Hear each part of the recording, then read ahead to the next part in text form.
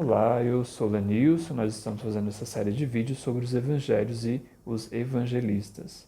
Já foram 3 vídeos gravados, um fazendo uma introdução sobre os evangelhos, e o segundo sobre Marcos e o terceiro sobre Mateus. Hoje nós vamos tratar sobre o evangelho de Lucas. E se vocês se recordam, eu espero que sim, nós fizemos um pequeno crescente em que Marcos faz com que Jesus tenha essa tipologia, ou melhor, que Josué seja o tipo de Jesus no Antigo Testamento, em que Jesus vai fazer o mesmo percurso de Josué para conquistar a Terra Prometida. Se vocês se recordam no Evangelho de Marcos, o evangelista inicia com o batismo de Jesus no Rio Jordão, ou seja, onde João Batista batizava é justamente no rio e no lugar de passagem em que Josué passa com os israelitas, com os judeus, para conquistar a Terra Prometida. Recordando e retifico que nesse tempo de Josué, os judeus israelitas eram chamados de hebreus, né? E não esses termos são mais recentes, mais próximos ao tempo de Jesus. Então se tem essa tipologia que Marcos faz de Josué com Jesus. Então Jesus é batizado justamente no lugar da passagem, e Jesus adentra a terra prometida, ou seja, a terra de Judá, a região de Judá, justamente como Josué. Então, uma vez que Jesus conquista a terra prometida como Josué, agora ele precisa mostrar como que precisa viver dentro dessa terra, que é o Evangelho de Mateus. Vocês recordam, né? Mateus tenta colocar Jesus como o tipo de Moisés, ou o contrário, né? Fazer essa comparação, essa tipologia entre Moisés e Jesus. Porque a lei de como viver na Terra Prometida, conquistada por Jesus, está nos capítulos 5, 6 e 7, fundamentalmente, em que Jesus vai falar de cima de uma montanha, como Moisés o fez no Antigo Testamento. Então, Moisés e Jesus que agora discursam como viver na terra, a lei de como viver nessa terra prometida conquistada por Jesus. Aqui em Lucas ele vai introduzir e vai aumentar ainda mais esse corpo de Mateus, em que ele vai tratar especificamente sobre a misericórdia de Deus. Então, percebam que Jesus já conquistou a terra prometida para nós. Agora precisamos viver nessa terra prometida, que é segundo a lei. Mas viver a lei pela lei já não é mais ser cristão. Então é preciso dar um passo a mais da lei. Cumprir a lei já é viável, já é necessário e fundamental. Mas agora é preciso dar um passo a mais nesse fundamento, ou seja, a misericórdia de Deus. No Antigo Testamento se tem duas palavras, né, 2 verbetes, que vai tratar justamente desse conceito de misericórdia, que é o hesed e o ramin, né? Esses 2 verbos eles são fundamentalmente atribuídos a Deus, né? A misericórdia de Deus. O hesed ainda não, ele é um contrato, né, entre 2 homens, entre 2 pessoas, que quando vai fazer um contrato de negócio comercial, se faz esse hesed, ou seja, um contrato em que o outro não fique sem pagar ou sem, digamos, cumprir com seus acordos, né? Cumprir com aquilo que prometeu no contrato. Então se colocam cláusulas nesses contratos, que é o chamado hesed, né? Que obriga o outro a cumprir, né? Digamos assim. Se não cumprir, é a própria vida que está em jogo, digamos assim. Então, o termo Ramin, ele é um termo mais voltado familiar a nós, porque ele é aquele, se fôssemos traduzir literalmente, ele seria as vísceras, né? Então, aquela pessoa que se compadece do outro até mesmo com as vísceras, né? Isso é importante para nós. Por quê? No Novo Testamento, e principalmente no Evangelho de Lucas, esse termo Ramin, ou esse termo misericórdia, ele é traduzido com o termo hoiktimos, né? Hoiktimos, que relata ou que retoma esse termo de misericórdia, ou seja, aquele amor tão profundo para com o outro que simplesmente ama porque ele é o outro. Simplesmente é um amor totalmente desapegado e desinteressado. No Novo Testamento também, isso nos escritos de Paulo vai ficar mais claro, vai se utilizar muito o termo caritas ou ágape, né? Que também são 2 conceitos de amor. O ágape é o supremo conceito, o supremo amor que ama simplesmente porque é da natureza do ser, né? Amar. Ou seja, tudo aquilo que nós fazemos aqui de amores, entre aspas, ou aqueles amores menores, converge para esse amor supremo, né? Esse amor absoluto que, em última instância, João, né? Que aí já retoma o Evangelho de João, que é Deus por si mesmo, né? Então, a própria essência de Deus é amor, ou seja, a própria essência de Deus é esse ágape, o qual o nosso ágape humano precisa converger a esse ágape de Deus. Então, há essa relação. E ainda se tem o termo filia, né? Ou seja, aquele amor fraternal, aquele amor entre irmãos, aquela amizade, né? Que vamos ter a ocasião de discorrer um pouco mais sobre isso. Então, Lucas, nesse sentido, ele apresenta justamente a lei, porque ele bebe das mesmas fontes de Marcos e Mateus, né?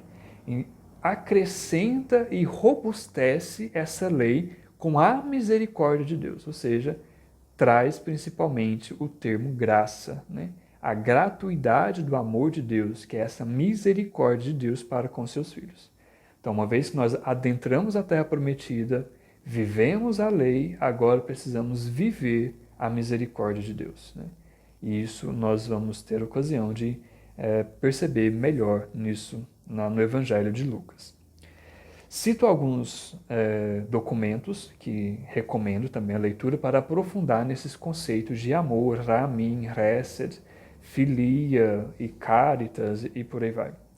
Que é 3 encíclicas de João Paulo II, a Divis in Misericordiae, de 1980, Redentores Hominis, de 1979, e Dominus et Vivificantem, que é sobre o Espírito Santo, de 1986. São 3 encíclicas que João Paulo II vai falar sobre o Filho Redentor dos homens, o Pai, o amor do Pai, a misericórdia do Pai, que ele vai discorrer mais precisamente sobre esse termo Ramin e Hesed, né, no Antigo Testamento, e depois cantem sobre o Espírito Santo. Então, como que o Espírito Santo influi e se inflama na sua igreja. Isso é as 3 encíclicas, não diria mais importante, porque o pontificado foi muito grande, né, de João Paulo II, mas são as 3 encíclicas que ele praticamente inicia o seu pontificado, mostrando a nossa fé, a nossa esperança no Deus que é Pai, Filho e Espírito Santo. Então, recomendo essas 3 encíclicas para leitura. Também, recentemente, né, Bento XVI, seu sucessor de João Paulo II, vai escrever Deus Caritas Est, né, que também ele vai tratar sobre as 3 categorias de amor, eros, filia e ágape. Então, esses 3 amores, né, digamos, entre aspas, né, que nós traduzimos como amor, mas no grego são conceitos distintos e que vamos ter ocasião de ver pelo menos filia aqui no Evangelho de Lucas. Então, há essa relação. E retomo, a misericórdia de Deus em Lucas é justamente esse amor gratuito de Deus para com o seu Filho. É basicamente e fundamentalmente isso. Deus que ama os seus filhos, ama o seu povo constituído na terra prometida, simplesmente porque ele é o seu povo. Simplesmente por isso. Sem nada de interesse, né? Sem nada que precisa retribuir a ele. Então, isso é uma pequena introdução. Sobre o evangelista, pouca coisa se tem dele, né? Só se ele aparece 3 vezes no Novo Testamento, nas cartas de Paulo, as cartas de Colossenses, 2 Timóteo e Filemon, né? Que aparece como companheiro de Paulo. Em Colossenses ainda coloca uma característica específica a ele, que ele é o bom médico, né? Ou médico amado, dependendo a tradução da sua Bíblia, que é em Colossenses 4,14, em que Paulo saúda a comunidade de Colossenses e também faz a menção a Lucas, que está com ele nessa viagem. Então, possivelmente Paulo, né, e Lucas são os grandes companheiros de viagem. Então, isso fica bem claro. Se nós tomarmos como Lucas sendo médico, e pelo jeito foi, né, com quase toda certeza, pela referência que Paulo faz, então nesse tempo 2 grandes escolas de medicina, de Hipócrates de Caos, ou Hipócrates de Cos, que foi um dos grandes médicos da época e fez escola, né, na região da Ásia Menor, né? E também a escola de Galeno de Pérgamo, que também fica na Ásia Menor, né, próximo ali a Antioquia, um pouco mais ao norte. Então você tem essas duas grandes escolas.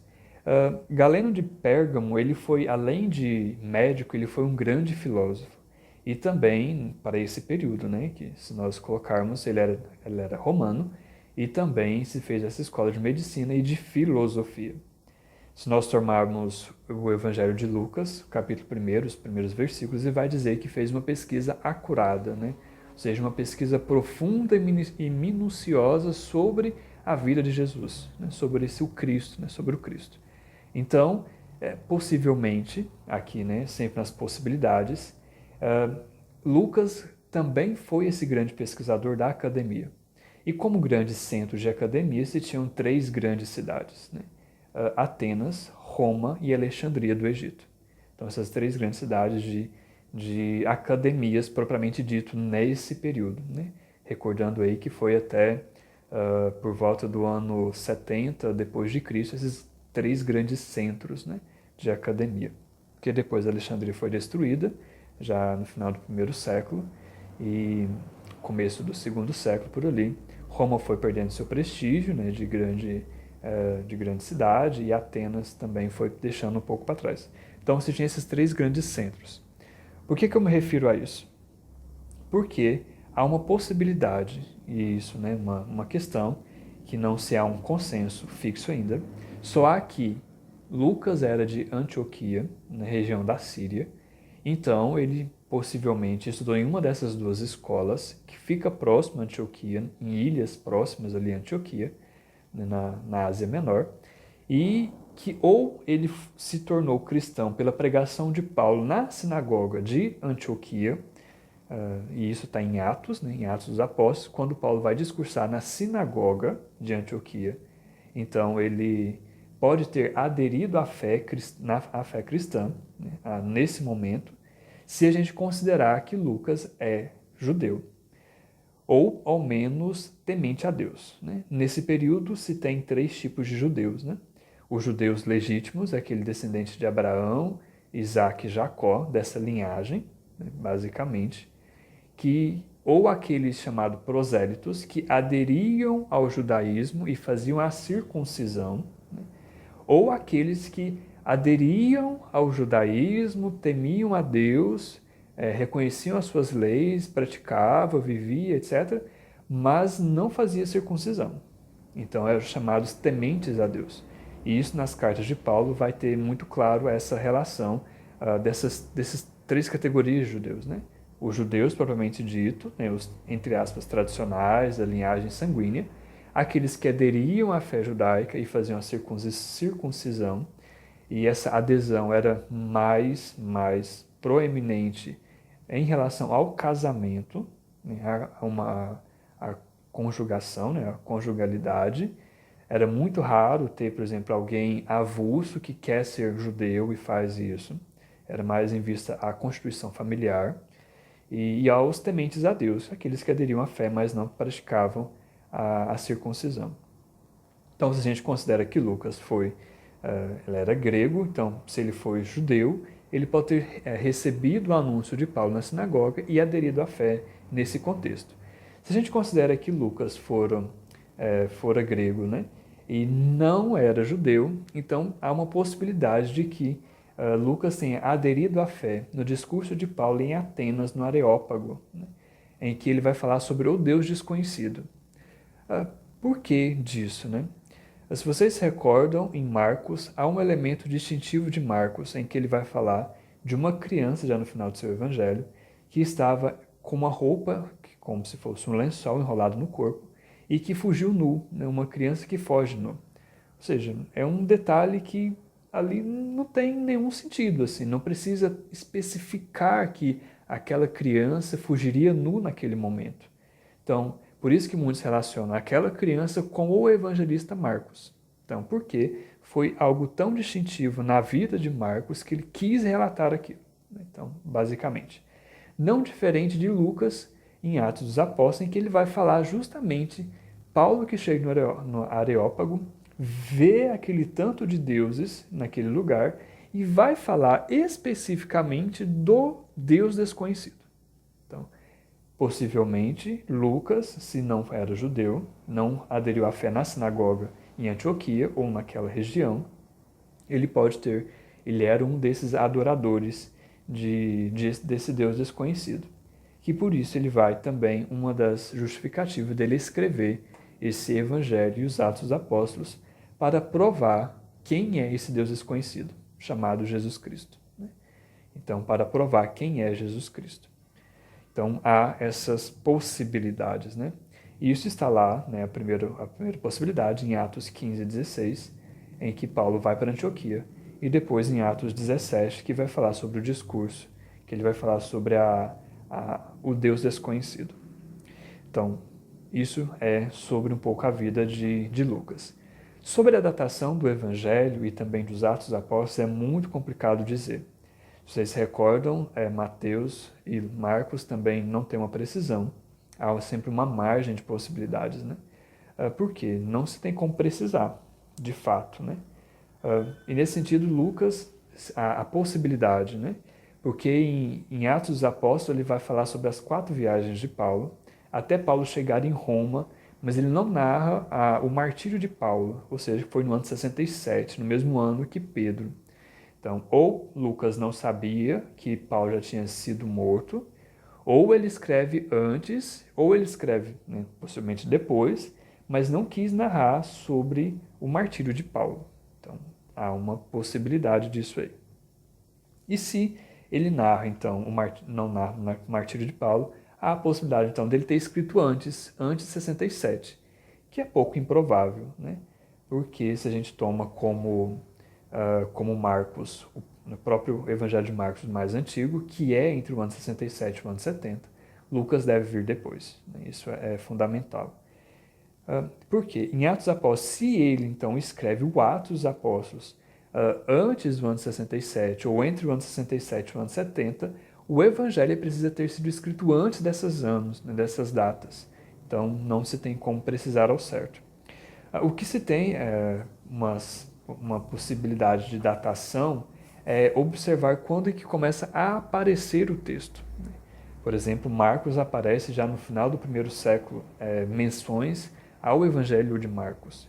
Mateus já aparece em torno do ano 110, com Inácio de Antioquia, que escreve a comunidade de Esmirna, né, e cita o Evangelho de Mateus, né, de Mateus. E Lucas só vai aparecer em Marcião, que é um herege, aproximadamente no ano 150, 160 depois de Cristo, que ele não aceita um evangelho ou um escrito de um autor chamado Lucas, que é possivelmente ou o Evangelho ou o Atos dos Apóstolos. Então, somente no ano 150 é que tem a primeira menção em outros escritos sobre Lucas e esse Evangelho, ou um escrito de Lucas, né? Que possivelmente seja o Evangelho e até mesmo Atos dos Apóstolos. Então, se tem essa questão. Marcião ele foi um herege que não aceitava o Antigo Testamento. Então, ele rejeitava todo o Antigo Testamento e queria apenas os escritos do Novo Testamento e puramente os escritos sobre Jesus. Né? Então, há esse impasse. E nesses escritos ele vai falar sobre esse Lucas. Né? Ainda sobre alguns elementos distintivos de Lucas. Né? Marcos ele não narra de modo algum uma genealogia de Jesus. Mateus já narra uma genealogia de Jesus. E já em Lucas se fala da anunciação de um anjo. Né? Então, Lucas meio que pega um extrato de Mateus, mas vai além de Mateus ainda, porque ele retoma justamente a uma anunciação anterior à genealogia. Então, há esse caminho que Lucas vai fazer. Além disso, se tem o anúncio de João Batista, no nascimento de João Batista, que vamos ter a ocasião de ver no primeiro capítulo, que há esses dois grandes nascimentos para nós, né? Que é de João Batista, de João, né? Filho de Zacarias e Isabel, e também de Jesus, filho de Maria e José. Então, além da fonte, né, avança porque ele ainda acrescenta mais 15 parábolas, que não está em Marcos e Mateus.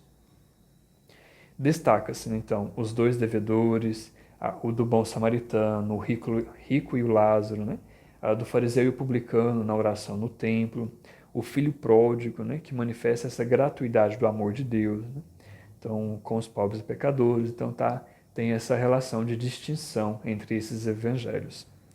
Ele utiliza ainda, recordando que Lucas era companheiro de Paulo em suas viagens, então um tratado de graça, por exemplo, em Romanos, na carta aos Romanos, Paulo fala muito sobre a graça e a justificação, também aos Coríntios, né, a primeira carta aos Coríntios, fundamentalmente.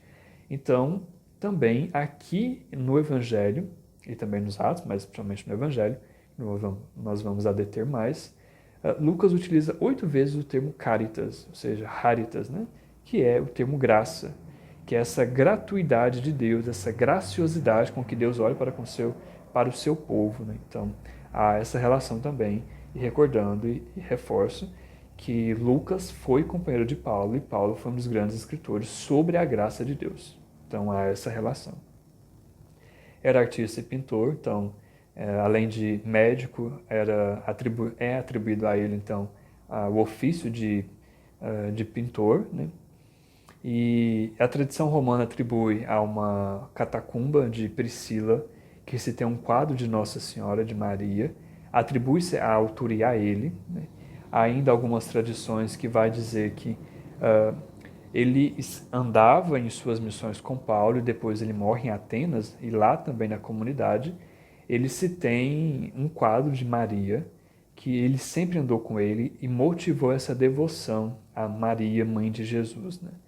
Até mesmo porque é um dos que mais fala sobre Maria, né? O evangelista dos evangelhos é o que mais fala, e teremos ocasião de ver daqui a pouco. Então tem essas relações. Sobre os conteúdos do evangelho, né? As linhas gerais, se tem a manifestação ativa da compaixão de Deus, que se manifesta concretamente em Jesus Cristo, né? Ela não é apenas revelada por Jesus, pelo Filho de Deus, mas nele também é manifestada essa graça divina, né? Essa salvação, essa compaixão, essa misericórdia de Deus, né? Então, em Jesus Cristo, na pessoa de Jesus Cristo, é manifestado também a misericórdia de Deus. Isso fica bem claro na pecadora arrependida e em Zaqueu, né? Então, a salvação, né? A misericórdia que culmina na salvação do homem, né? Hoje a salvação entrou na sua casa, né? A tua fé te salvou, teus pecados estão perdoados, vai em paz, né? E etc. Aí, nesse sentido, o seu ministério é o que distingue também dos demais evangelistas. O seu ministério se inicia na sinagoga, lá em Nazaré, na sua região em que passou a sua infância e a sua, digamos assim, maioridade, até seus 30 anos, possivelmente, por volta dos 30 anos, até começar a sua atividade pública, seu ministério público. Então, se tem esse anúncio dele na sinagoga de um ano jubilar, ou seja, de um ano da graça de Deus. Naquele ano se manifestaria a graça de Deus. Então, há essa relação também de um ano jubilar, né? Um ano de alegria, de júbilo, porque agora Deus vai perdoar todos os pecados, né? Que é o ano jubilar, né? O perdão dos pecados. E também ele se vai dar um tema da salvação em Cristo, ele vai discorrer um pouco mais e vai aprofundar essa soteriologia, né? Por exemplo, o hoje, né? O hoje chegou a salvação em tua casa, né? Hoje estarás comigo no paraíso, né? Hoje precisa ser cumprido as Escrituras, né? Então aparece em todo o seu evangelho 5 vezes esse tema da soteriologia, ou seja, sobre esse tema da salvação que vem em Cristo, né? Que vem na pessoa de Cristo. E que isso fica muito claro no texto do bom ladrão, né? Vamos ter a ocasião de mencionar em algum momento. Então, ainda hoje estarás comigo no paraíso, né? No paraíso. Dada essa introdução, então, vamos agora caminhar, perpassar um pouco o texto do evangelista, né? Lucas, então, ele, por possivelmente ser ou não ser judeu, como disse anteriormente, não tem como saber ao certo. E se ele não era judeu, ele aprendeu muito de Paulo, né, que recebeu uma tradição oral. Então, ele não teve, Lucas, propriamente dito, não teve contato, ou possivelmente não tenha tido contato, diretamente com Jesus. Possivelmente ele tenha contato com os apóstolos, né, porque ele teve em Jerusalém com Paulo, se a gente observa faz a leitura dos Atos Apóstolos, ele caminha e acompanha Paulo, né, nas suas viagens. Então, se possivelmente ele tenha, em Jerusalém, tido contato com os demais apóstolos. Apesar de que Lucas não tenha tido contato diretamente com Jesus, isso não desqualifica ou retira a autoridade desse evangelista, porque ele no seu próprio prólogo, né, ele vai dizer que ele fez uma pesquisa acurada, detalhada, investigou, pesquisou testemunhas que possivelmente tiveram contato ocularmente com Jesus Cristo. E então ele faz uma pesquisa que merece crédito, né? Merece crédito. Então, nesse sentido, não se desqualifica de modo algum a sua fundamentação, até mesmo a gente pensar que Lucas foi médico e também acadêmico, e, né, entre aspas, cientista, né? Então, sempre precisou e buscou ter um método, o modo de falar, os melhores termos, né, para significar cada coisa. Por isso que o texto e o Evangelho de Lucas, às vezes, é tão complexo de ser lido, né? Mas, ao mesmo tempo, é tão rico porque é uma literatura muito coerente dentro de si, né? Existe uma coerência interna dentro dos seus escritos. Então, né, isso é fruto dessa academia própria de Lucas. E ele endereça esses livros, né, tanto o seu evangelho, esse escrito, né, como Atos dos Apóstolos, ele endereça um chamado Teófilo, né, que até hoje é um grande enigma para a igreja, para nós cristãos, quem foi esse Teófilo, né? Porque ou ele pode ter sido uma pessoa, né, e se a gente observa que antes da palavra Teófilo, né, se tem um termo excelentíssimo ou ilustre, dependendo da tradução, né? Que só é dado ou é aplicado esse termo a um excelentíssimo, a uma autoridade, ou alguém que goza de um certo prestígio na sociedade, né? Então, por exemplo, se vocês tomarem um texto, né, de Atos 23, versículo 26, Atos capítulo 24, versículo 3, Atos capítulo 26, versículo 25, se refere com esse termo justamente aos governadores Félix e Festo, né? Então, são pessoas de alta, de uma gradualidade, digamos assim, na comunidade, na sua sociedade. Então, pode ter sido uma pessoa. E se foi uma pessoa, e não era difícil nesse tempo, encomendar escritos. Por exemplo, né, se quisesse que alguém escrevesse algo, se encomendava a publicação. Porque recordo que isso não era barato e tinha um custo financeiro muito alto para a publicação de livros, né? Ou até mesmo de escritos assim. Porque até então os papéis, né, eram feitos ou de papiro ou de couro de animais, né? Então não era, digamos, uma escrita disso aqui não era tão simples de ser feita, primeiramente, e segundo, né, não se tinha valores econômicos para isso, né? Poucos se tinham. Então, possivelmente, uma possibilidade é que esse Teófilo, se fosse alguém, um grande homem, amigo de Lucas, claro, amigo de Lucas, que financiou para que Lucas escrevesse o seu livro, né? Tanto o Evangelho como Atos dos Apóstolos, que também no Atos dos Apóstolos vai ter esse prólogo dedicado ao Teófilo, né? Esse ilustre Teófilo. Então, pode ser uma possibilidade. A segunda possibilidade, se nós tomarmos o termo Teófilo, etimologicamente, se tem duas palavras, né? Tel e Philos, né? Ou seja, amigo de Deus, ou amante de Deus, ou amado de Deus, ou aquela pessoa que cultiva uma profunda amizade com Deus. Então, há essa possibilidade também, que esse escrito, então, Teófilo, é para todas aquelas pessoas que são amigos de Deus, né, que é o mais comum a gente perceber em alguns biblistas de hoje, né? Então, o Evangelho de Lucas e também os Atos dos Apóstolos é para aquelas pessoas que temem a Deus, que amam a Deus e que são amigos de Deus, fundamentalmente, né? E nesse sentido, então, se nós tomarmos, né, o termo, a palavra Teófilo como sendo esse amigo, amante de Deus, precisamos, então, compreender o que é ser amigo, né?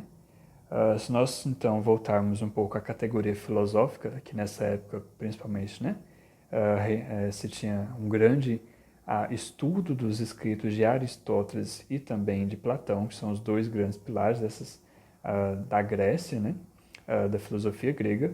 Então precisamos retomar esse conceito de amigo. Eu não vou discorrer, né, longamente sobre esse conceito, até mesmo porque senão teria que ter uma formação somente sobre o conceito de amigo nessas filosofias, porque são inúmeras obras que se têm conceitos e falas sobre o que é amigo, o que é amizade. Só trago alguns elementos para que nós possamos distinguir de como nós compreendemos amigo hoje, né? Hoje é muito complicado falarmos de amigo e também de amor, né? Porque hoje em dia, nas redes sociais, por exemplo, pode-se ter 4.000 amigos, né? Mas o que são amigos, né? O que é ser amigo, propriamente dito? Ou então, nas redes sociais, a pessoa pode, em uma foto ou alguma postagem, colocar lá que amei, né? Ou seja, então, o amor também é simplesmente gostar de alguém, ou de alguma foto, ou de alguma postagem, né? Então, precisamos nos questionar sobre isso também.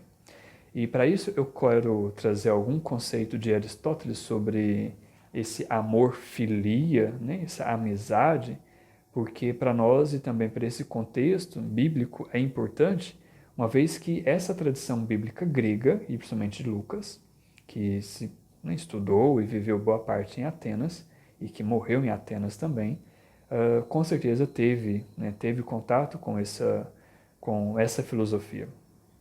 E eu retiro do livro da Retórica, de Aristóteles, que é o livro 2º, capítulo 4, que ele vai falar sobre a amizade e a inimizade. Só para vocês terem uma noção, o que é ser amigo para Aristóteles. Vou ler na íntegra, né? O parágrafo, na verdade, 1381, item A. Admitamos que amar, ou seja, filia ou philos, né, phileo, que são variações do mesmo termo. Então, admitamos que amar é querer para alguém aquilo que pensamos ser uma coisa boa por causa desse alguém e não por causa de nós. Por isto em prática implica uma determinada capacidade da nossa parte. É amigo aquele que ama e é amado. Considerem-se amigos os que pensam estar mutuamente nessas disposições. Em síntese querer e fazer o bem ao outro, não por mim mesmo, mas porque ele é o meu amigo, ele é o meu outro, né? É o outro, que Lucas vai dizer o próximo, né? Digamos assim. Ele é o meu próximo, por isso eu faço todo o bem possível a ele, mesmo que isto custe o meu próprio bem-estar. Isso é ser amigo. Né? Isso é amar, esse amor filia. Né? Esse é o amor filia. Por que eu digo isso? Nós vamos ter algumas relações depois com João 15,15. Né? Eu não vos chamo mais servo, mas vos chamo de amigos, filia. E depois, lá no final do Evangelho de João, capítulo 21, Jesus vai perguntar a Pedro, né? Tu me amas com ágape, né? E Pedro responde, o Senhor sabe que eu te amo com filia, né? Esse amor de amizade. Então, o Senhor sabe que é isso que eu tenho. E no final, Jesus pergunta a Pedro, né? Tu me amas com filia, né? E Pedro diz, o Senhor sabe tudo, né? O Senhor sabe tudo. Então, esse é o conceito grego, então, nesse ambiente, justamente do que é amizade, né? Amizade, então, se a gente observar hoje, estamos longe de ter muitos amigos, né? No máximo, 1 ou 2 amigos teremos hoje, né? Um pouco mais, mas não mais do que isso. Diferente das redes sociais, que nós podemos ter 4, 5 mil amigos. É impossível, né? É impossível.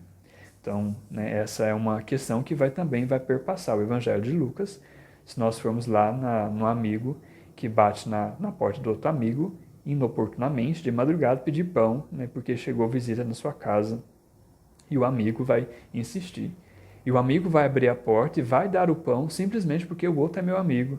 Ou seja, vai sair do próprio bem-estar, estava dormindo de madrugada, repousando, num dia de trabalho, cansado, com a família, vai sair do próprio bem-estar para ir ao menos atender o seu amigo. Talvez ele não tenha o pão naquele momento, mas ele vai ao menos atender o seu amigo. Isso é o amigo, né, de qual estamos falando. No capítulo 1 ainda, nos versículos 5 a 25, se tem o anúncio do nascimento de João Batista, a Zacarias.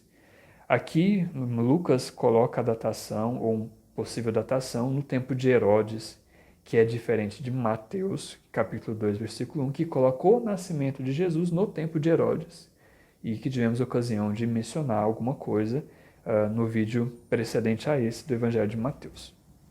Qualquer coisa, recorram a ele.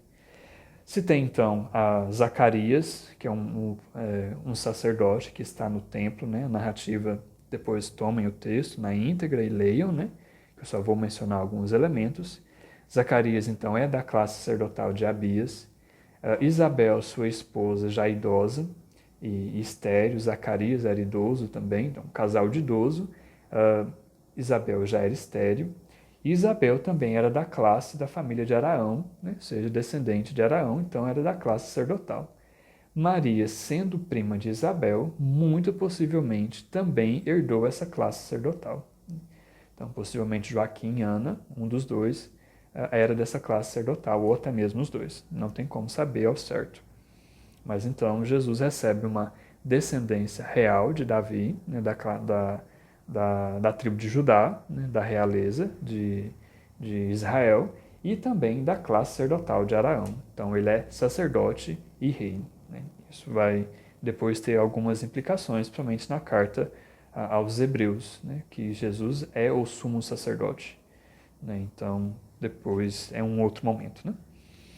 O versículo 16 vai anunciar que esse menino que vai nascer, João Batista, João, vai ficar repleto do Espírito Santo ainda no seio de Isabel, no seio de sua mãe, que vai ser o paralelo do versículo 41 desse mesmo capítulo, em que quando Maria chega à casa de Isabel, o menino estremece em sua barriga de alegria e Isabel, vai dizer o texto, fica repleto do Espírito Santo. Então, desde o ventre materno, João Batista recebe o Espírito Santo, ou seja, fica cheio do Espírito Santo. Então, há essa relação já aqui na anunciação do anjo, nessa visão que Zacarias tem no templo desse anjo. No versículo 17, então, João já vai ser relacionado com o poder de Elias, porque ele também será revestido desse poder de Elias. O versículo 19 vai dar o nome, né? Eu sou Gabriel, e aqui recordo que o nome da pessoa para o povo judeu é fundamental, porque também revela a missão que essa pessoa vai ter na sua família, no seu povo, enfim, né? A missão que vai ter. E Gabriel significa homem de Deus, né? Então, o homem de Deus apareceu a Zacarias e vai revelar quem vai ser o homem de Deus, né? Que é João. E depois, esse mesmo homem de Deus aparece a Maria e revela quem vai ser o filho do homem, né? Então, que é Jesus, né? O filho de Deus. Se vocês se recordam também, os outros, o próprio nome anjo, né? Significa mensageiro, né? E Rafael é aquele, né? Também significa o nome hebraico, que é o curado por Deus, né? Ou Deus cura, né? Você pode também ter essa menção. E também Miguel, né? Miguel, também é um mensageiro de Deus, que é quem é como Deus, né? Ninguém é como Deus, ou seja, ele tem a força de Deus, então ele também vence o demônio, né? Pela força de Deus, pela força de Deus. Então essa relação dos três arcanjos, né? Que a tradição nos conservou o nome até hoje, que é atestado biblicamente. Miguel, citado lá em Apocalipse, e Rafael no Antigo Testamento, quando cura, né? Um leproso.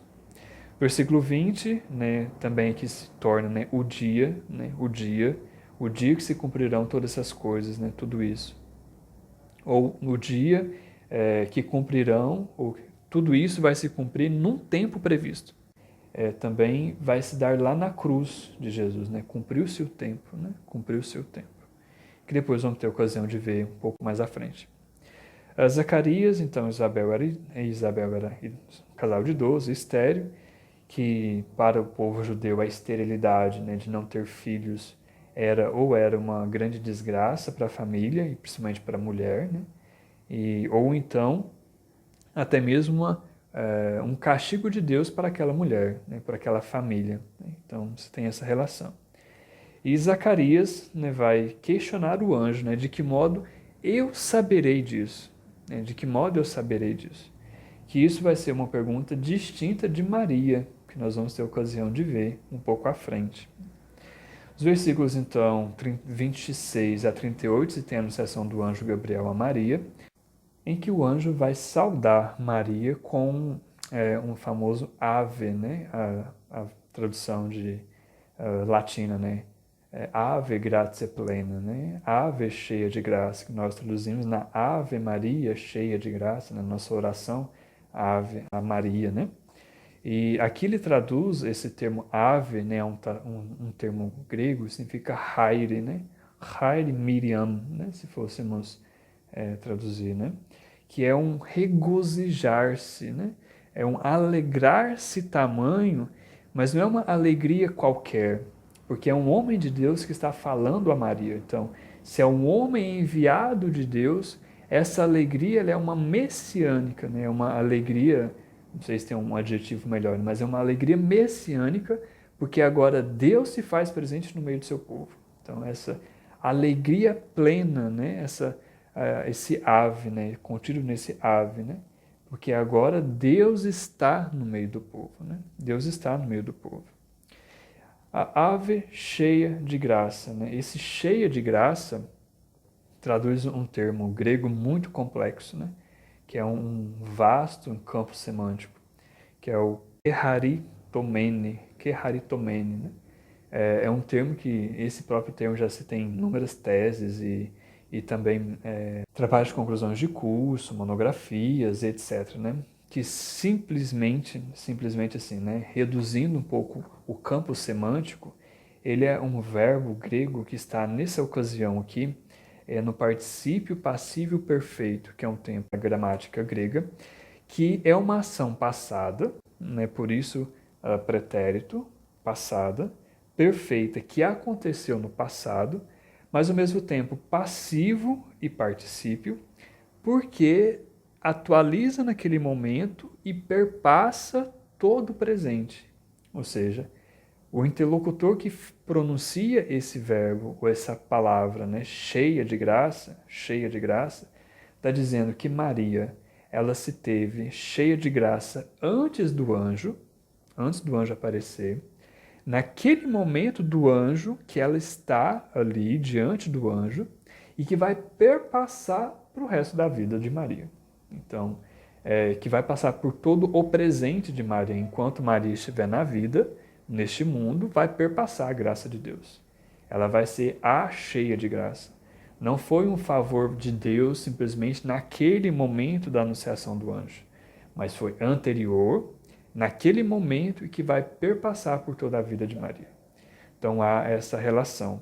Se fôssemos traduzir esse termo, né, que caritomene, seria aproximadamente o seguinte, né?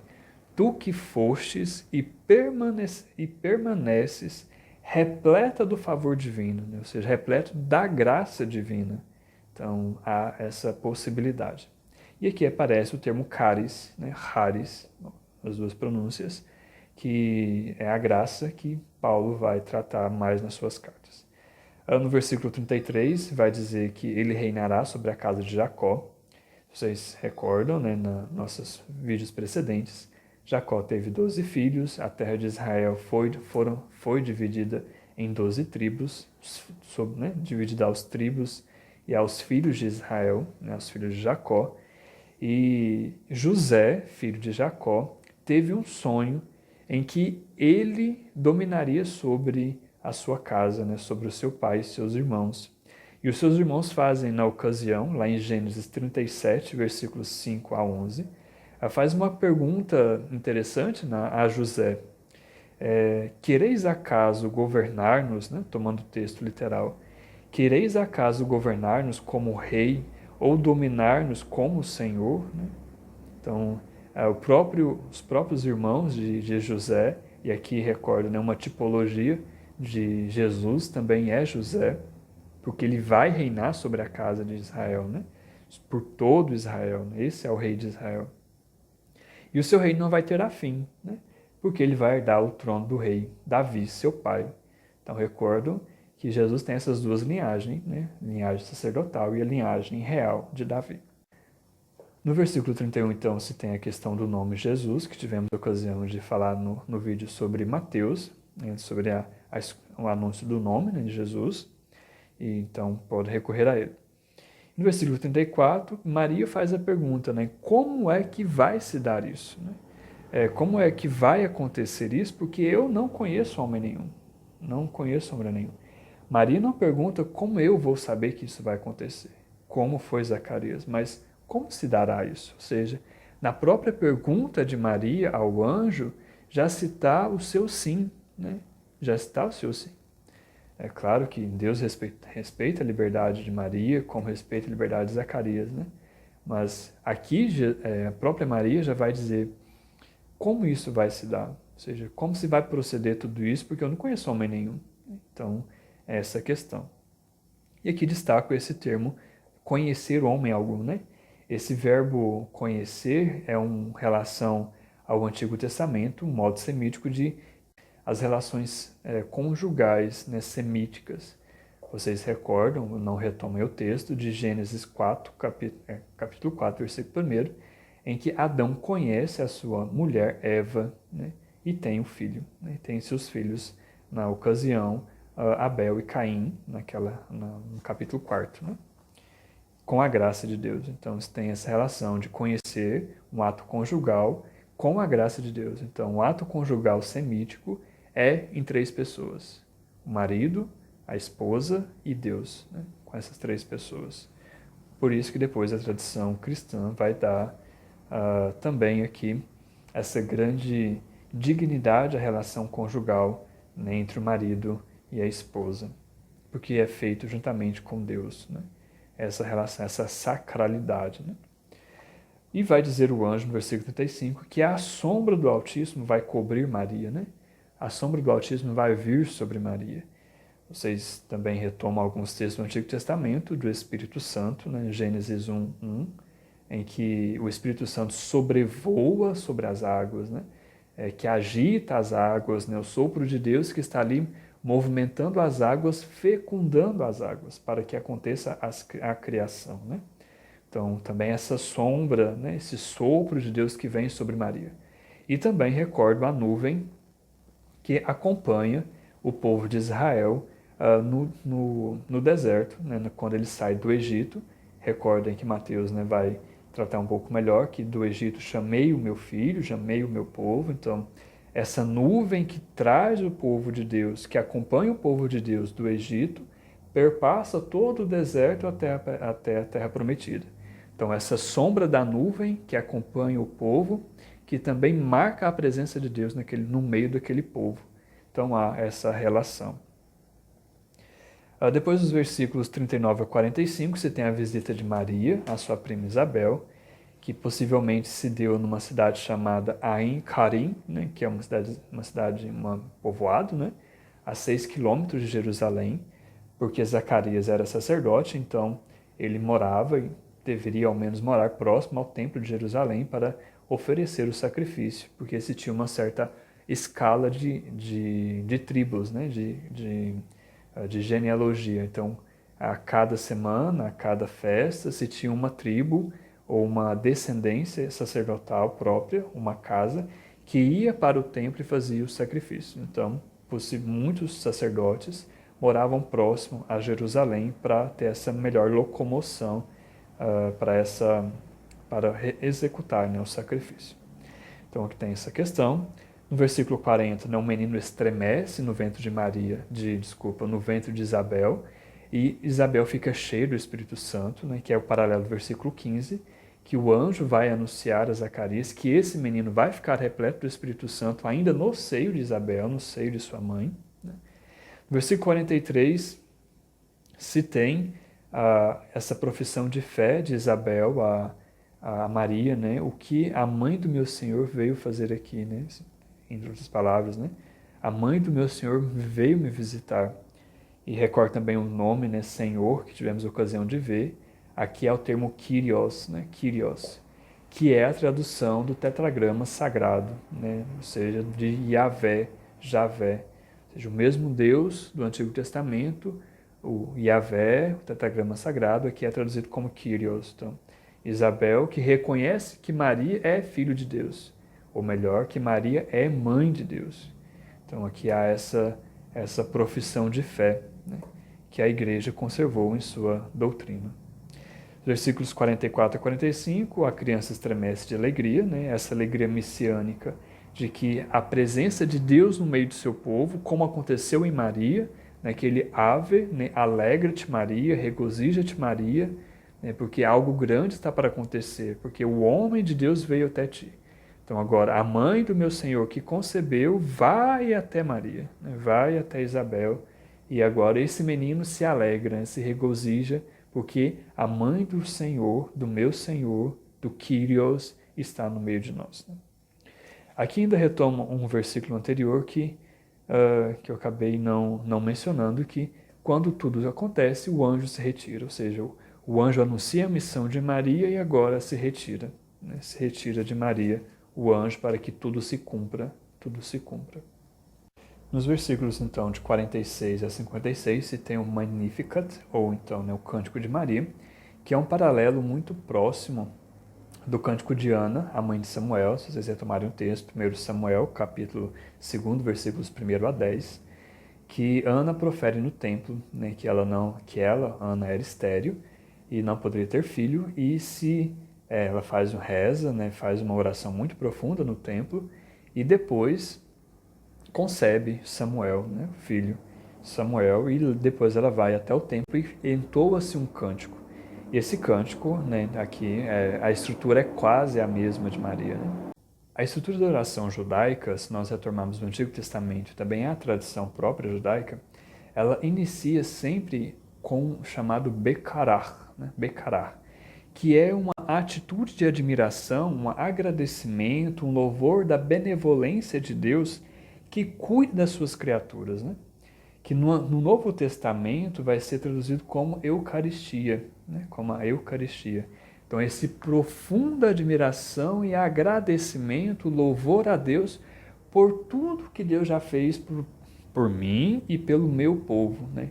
Esse é o Bekará, né? Esse ato de louvar a Deus, né?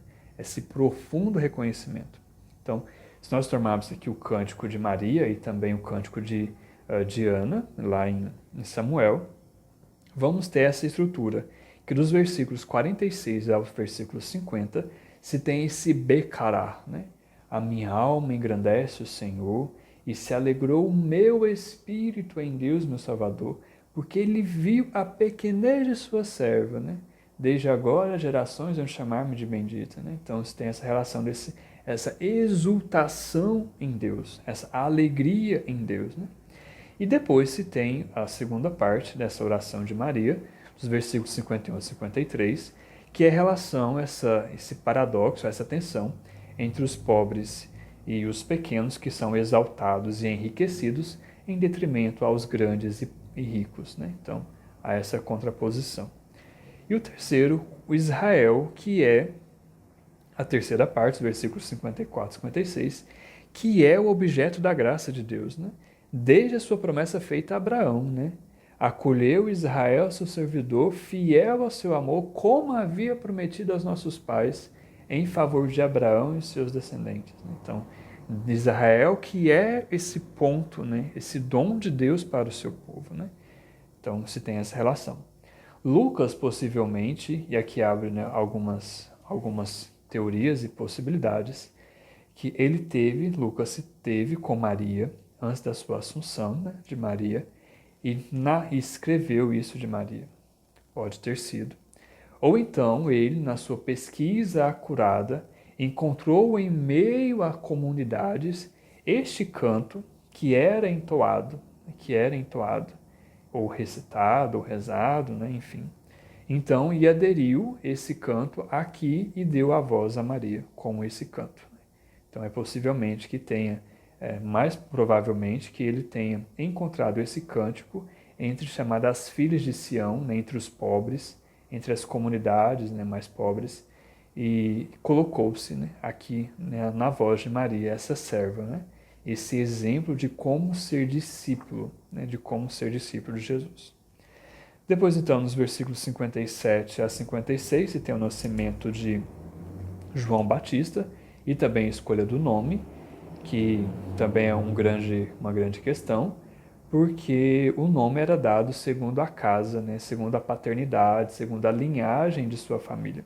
E João desentoava totalmente da sua família, né? Nem na família de Zacarias, nem na família de Isabel, possivelmente teria algum João. Então, por que escolheria João se não teria na sua linhagem? E então tem todas essas questões.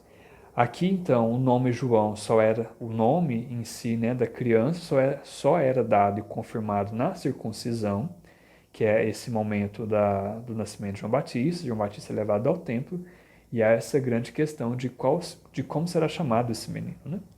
E João, né, vai ser escolhido por Isabel, se a gente tomar novamente, né, o significado do nome João no hebraico, Yohan, né, Yohan, que é Deus misericordioso ou Deus bondoso, né? Porque o nome próprio designa a missão da pessoa, que é proclamar um batismo de conversão da misericórdia de Deus. Então, por isso, João, Deus misericordioso, né? Yohan, né? Yohan, Deus misericordioso. Ou Deus bondoso. Então, tem essa relação. E depois que é circuncidado o menino, a língua de Zacarias se desaprega, então ele volta a falar, recordando que no começo do capítulo, o anjo deixa mudo, né, a língua pesada. E ele entoa esse cântico, que do mesmo modo de Maria, possivelmente Lucas encontra esse cântico em meio a uma comunidade e aqui coloca na boca de Zacarias.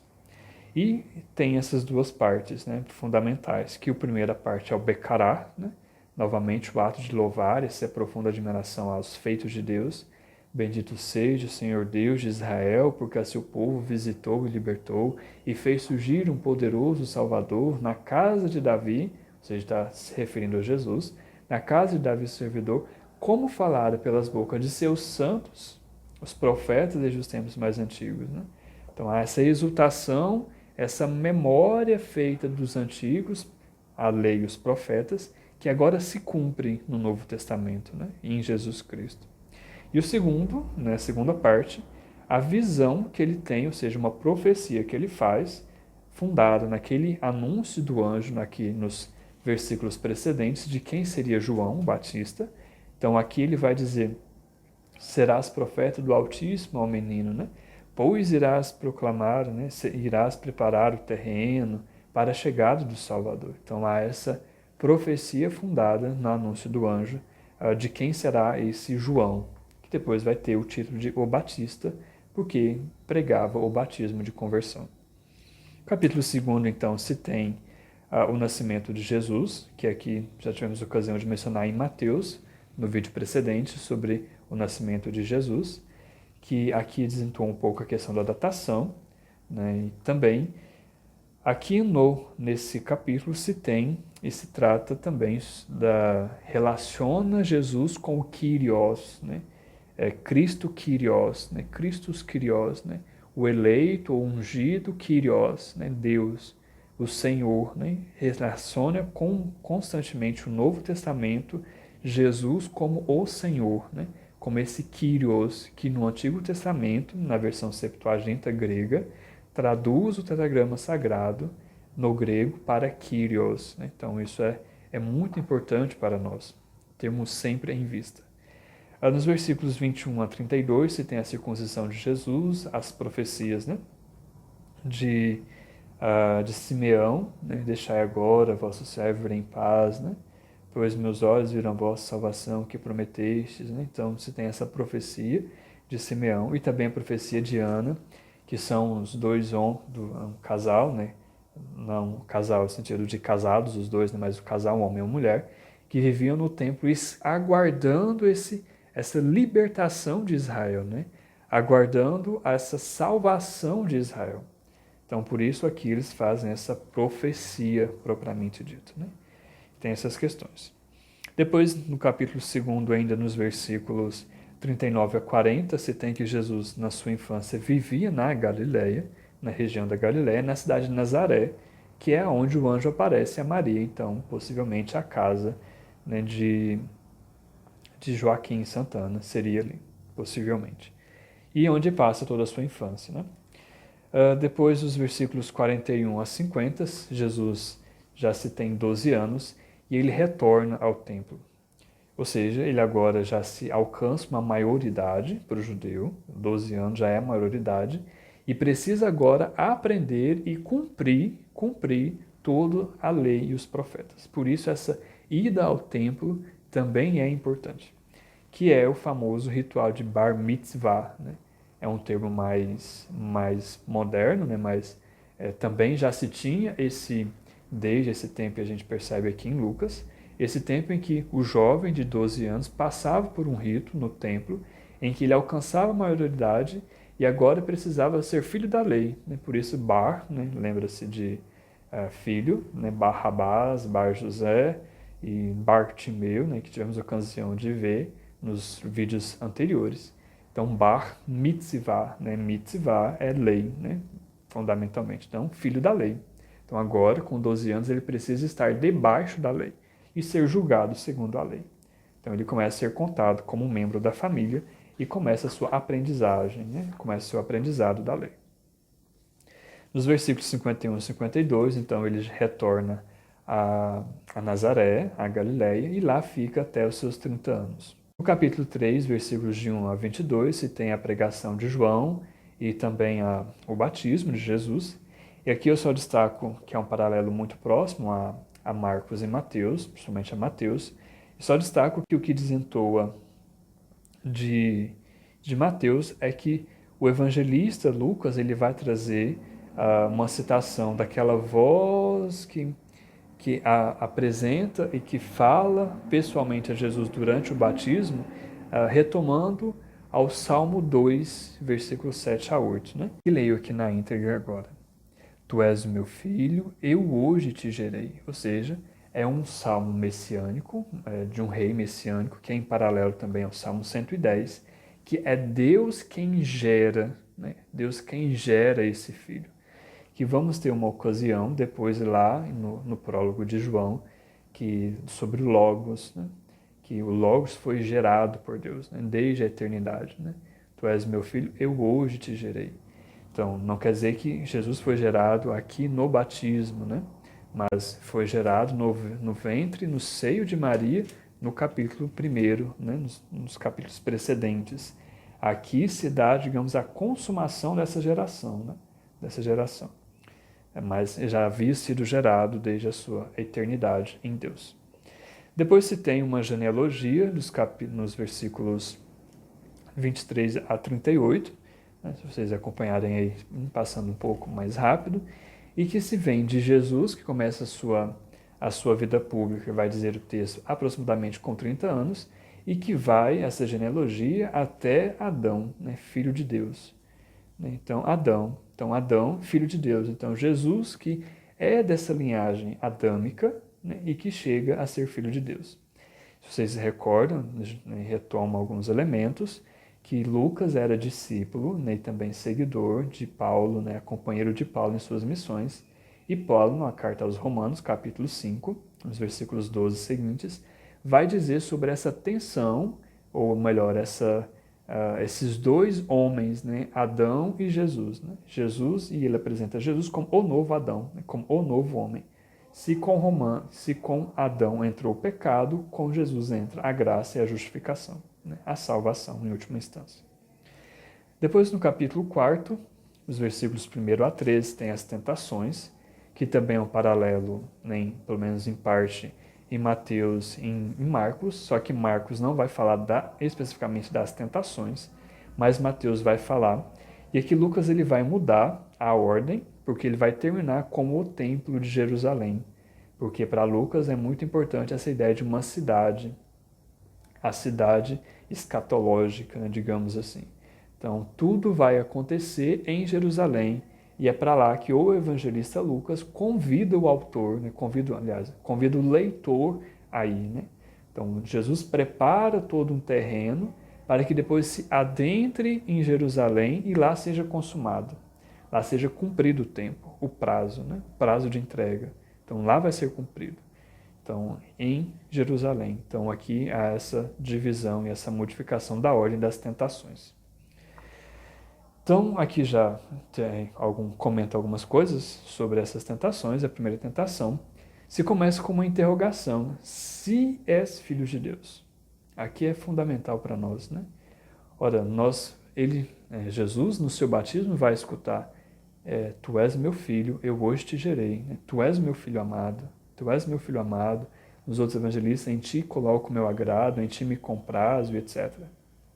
E nós também, no nosso batismo, escutamos essa voz: tu és o meu filho. E aqui o demônio, Satanás, vai questionar Jesus: se tu és o filho de Deus. Olha só, isso às vezes é o que passa muito em nossa cabeça. Será que eu sou filho de Deus? Será que eu sou filho de Deus? Se tu és filho de Deus. Porque Jesus estava ali no deserto há 40 dias, sem comer nada, vai dizer o Evangelho, e em jejum. Então, a primeira tentação sobre o pão, né? Pegue essa pedra e transforme em pão e se alimente. Se tu és filho de Deus, então faça isso. Ou seja, então aqui uma primeira tentação. E Jesus vai responder: não só de pão vive o homem. Recordam Deuteronômio 8:3, né? Capítulo 8, versículo 3. Não só de pão vive o homem, mas também de toda palavra que sai da boca de Deus. Né? Toda palavra que sai da boca de Deus. A segunda tentação: eu te darei este poder e glória, e mostra todos os reinos que existiam na terra. Vocês recordam também João, nós vamos ter a ocasião de ver, né, depois, no próximo vídeo, João 12, né, capítulo 12, versículo 31, vai dizer de um reino de Satanás aqui na terra. Então, todos esses reinos é mostrado a Jesus para que, se Jesus o adorar, né, ele faria dele rei também desse reino, né, o qual Satanás é príncipe e herdeiro desse reino, né, digamos assim. Ele constituiu esse reino, né? E ele vai dizer em Deuteronômio 6, né, vai responder Jesus. Jesus vai responder Satanás com Deuteronômio 6:13, né? Adorarás o Senhor teu Deus e só a ele prestarás culto, né? E aqui ele utiliza o termo grego, né, a versão da Septuaginta grega, e vai dizer: adorarás o Senhor, Kyrios, né, Kyrios, teu Deus, né, teu, né, tel, né, o tel. É por isso que muitos nomes próprios, né, Tel, Teodoro, né, Teófilo, né, e por aí vai. Então, Tel, Deus, né? Então, Kyrios, Senhor, né, e Theos, Deus. E só a ele prestarás culto, ou seja, só a ele adorarás, só a ele ajoelharás, né, prostrarás diante deles, né, diante dele, né, de Deus. A terceira tentação, então, o diabo, Satanás, leva Jesus ao mais alto do templo e fala: se és filho de Deus, se atire daqui para baixo, porque, né, os anjos virão te socorrer, ou seja, mostrar sua glória e esplendor naquele momento. Mas é preciso que se cumpra o tempo, né? É preciso chegar ao prazo previsto, é preciso chegar a isso. Então, Lucas vai caminhar para isso, não é o momento para isso, né? Então, ele vai responder utilizando Deuteronômio 6:16, desculpa: não tentarás o Senhor teu Deus. Então, não tentarás o Senhor Kyrios, né? Não tentarás o Senhor Kyrios, teu Deus, Theos, né? Ele utiliza essas categorias para si, né? Kyrios e Theos, né? No versículo 13, então, vai dizer, né, o diabo deixou até o tempo oportuno, né? Até o tempo oportuno, né? E aqui vai ser o Kairos, né, como disse anteriormente, né? Que será até o sempre, né? Será uma eternidade, né? Será essa relação de se nós pegarmos esse termo, né, Kairos, que também é um termo vasto, e a tradição nos trouxe como sendo esse tempo escatológico, né? Esse tempo da eternidade, em que tudo vai, né, acabar e iremos para essa eternidade, para esse outro tempo, nesse Kairos, né? Sairemos do Cronos, né, dessa cronologia, dessa contagem de tempo, para um Kairos, né, que é atemporal, né, que é assim, que é além do tempo, né, por aí vai. Por isso, até o sempre, né, até a eternidade. Mas aqui no Evangelho de Lucas, se a gente pensar numa historicidade do Evangelho e que uma narrativa histórica, né, é uma literatura histórica, podemos pensar também como sendo, textualmente, como sendo um prazo de entrega. Ou seja, o Satanás deixou Jesus no deserto para voltar no prazo de entrega. E qual vai ser esse prazo de entrega? Jesus na cruz, em que vai começar a zombar dele, dizer: se és o Cristo o eleito, né? Se és o rei dos judeus, né? Então salve a ti mesmo, salvou a tantos, não é capaz de salvar a si. E depois o evangelista vai dizer: chegado a hora, Jesus diz: Senhor, aliás, chegado a hora, Jesus diz: Pai, em tuas mãos eu entrego o meu espírito. Ou seja, chegou o prazo de entrega. Em tuas mãos eu entrego o meu espírito. Né? Então, eu te entrego, né, o meu espírito. Depois do capítulo 4, versículo 14, até o capítulo 9, versículo 50, se vai dar o ministério de Jesus na Galileia, que é um paralelo, né, a Marcos e Mateus. Né? Então, vai ter essa relação. Aqui, então, ele inicia na sinagoga, como tivemos a ocasião de falar anteriormente.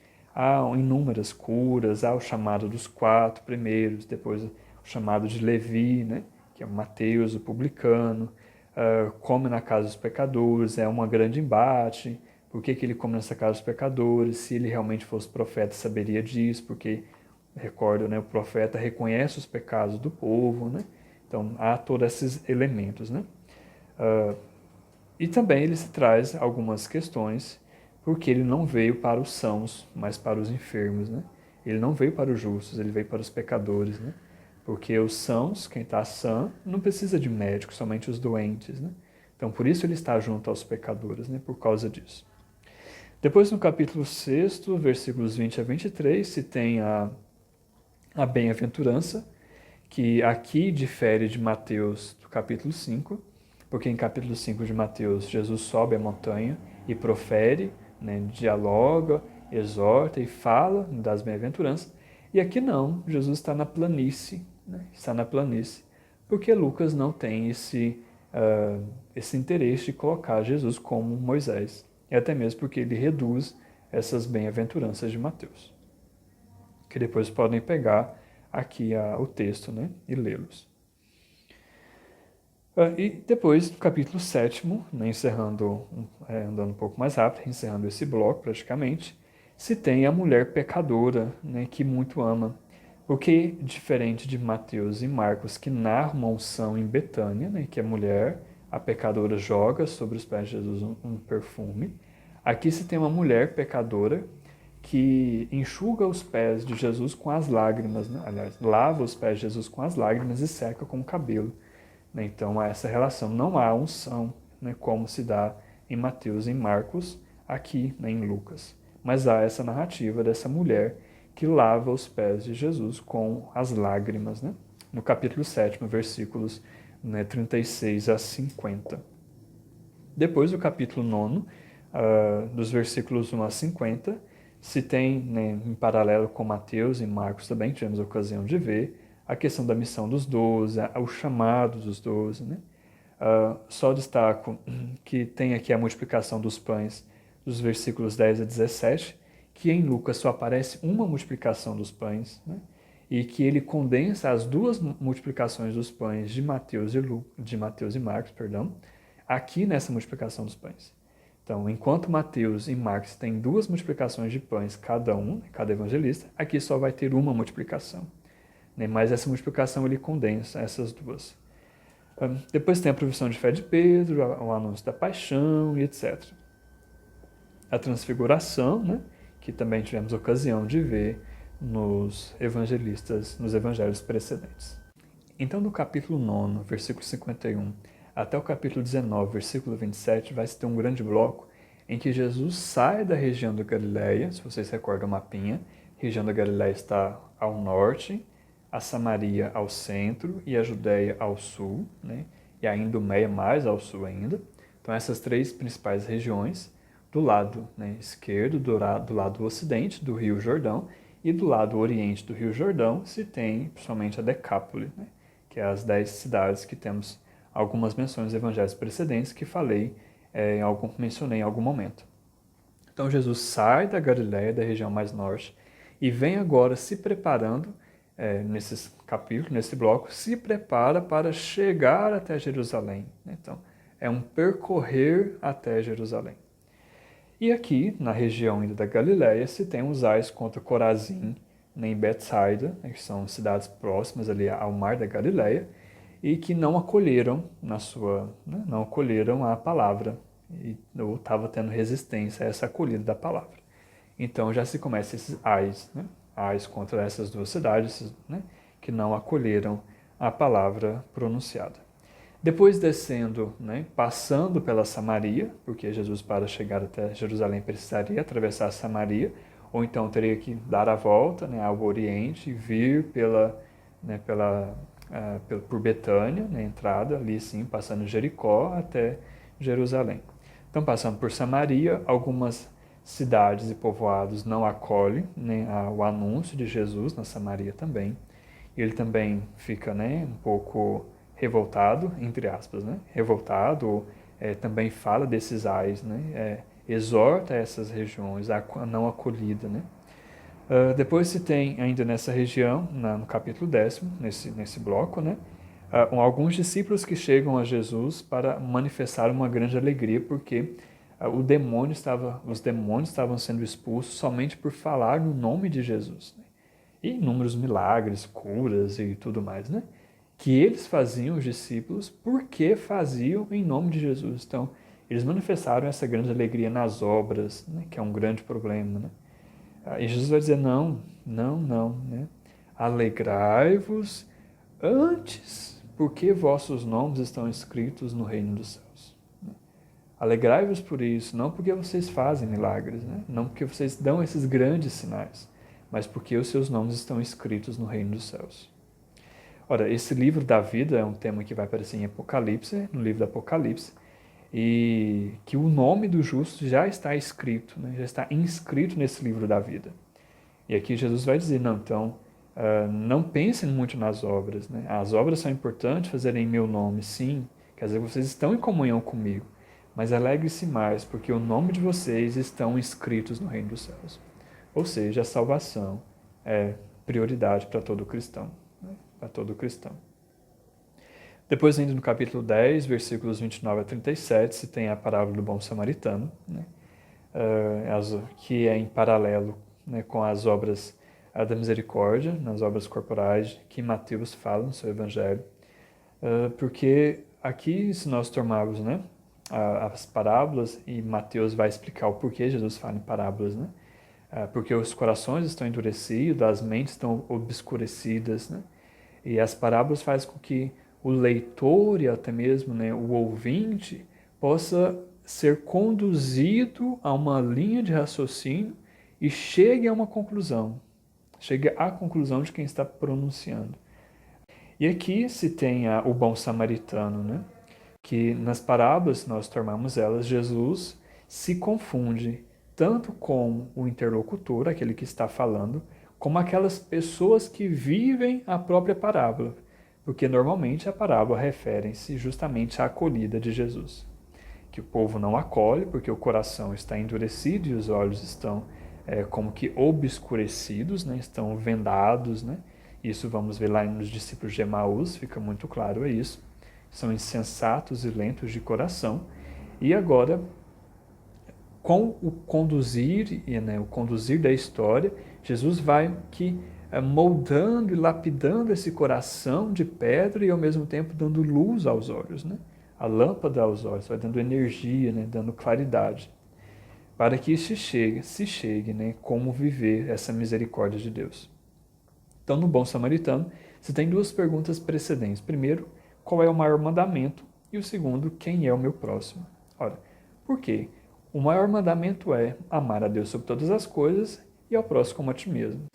Mas aqui, quem é o meu próximo? É uma pergunta que o mestre da lei se faz a Jesus, Mas quem é o meu próximo? Porque eu já amo a Deus, agora eu preciso amar o meu próximo. E Jesus conduz esse mestre da lei nessa parábola do bom samaritano. E no fim da parábola, Jesus pergunta ao mestre da lei, quem foi o próximo? Ora, passou o sacerdote, passou o levita e passou um samaritano. O samaritano cuidou daquele homem ferido, daquele judeu israelita ferido à beira do caminho. Quem era da sua, digamos, etnia racial, etnia social, digamos assim, o levita e também o sacerdote, que eram israelitas, não ajudaram aquele homem. Mas um samaritano que não se davam bem com os judeus, isso, né, fica bem claro nos evangelhos, porque essas regiões eram bem divididas, não se davam bem com os judeus, ajuda esse israelita. Então, quem foi o próximo daquele israelita? O samaritano. Pronto.